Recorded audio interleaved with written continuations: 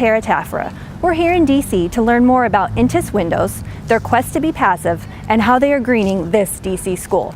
When we were awarded the building, it still had the original windows from construction in the 60s, and so they were broken, dull, lots of them had bars over them. And so to create the learning environment we wanted, it was necessary. We knew right away to get rid of the windows and start over. It was a pleasant surprise to go to a construction meeting and see the price tag for them and the savings we could have while getting a higher energy efficiency.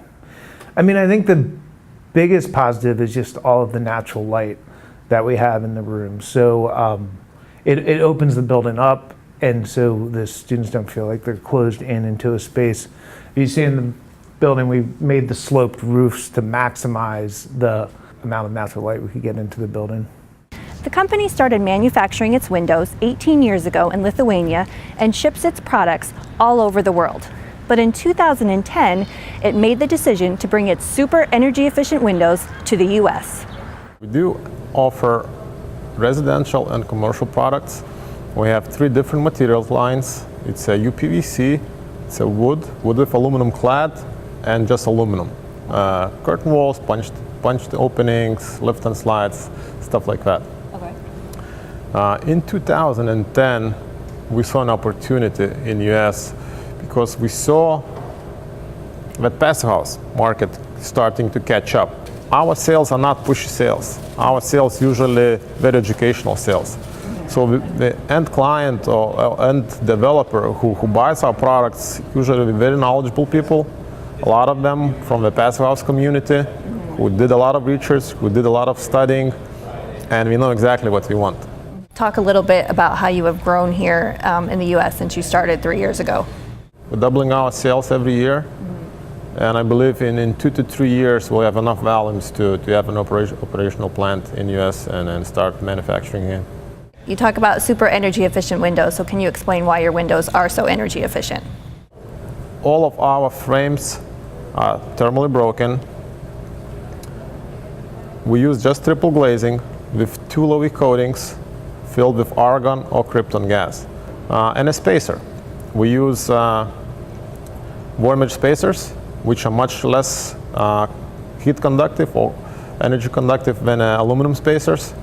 We've heard a lot recently about the term passive house. A few window companies are even touting the fact that their windows meet the passive house standard. So we asked Talalis to explain what the term really means. Passive house is this super energy efficient building, which is very airtight, and I can give you a number what the airtightness is. The minimum airtightness for the passive house is 0.6 air exchange per hour at 50 pascals. In your average house, it's about somewhere from 6 to 10 air exchange per hour. So 10 to 20 times more airtight buildings.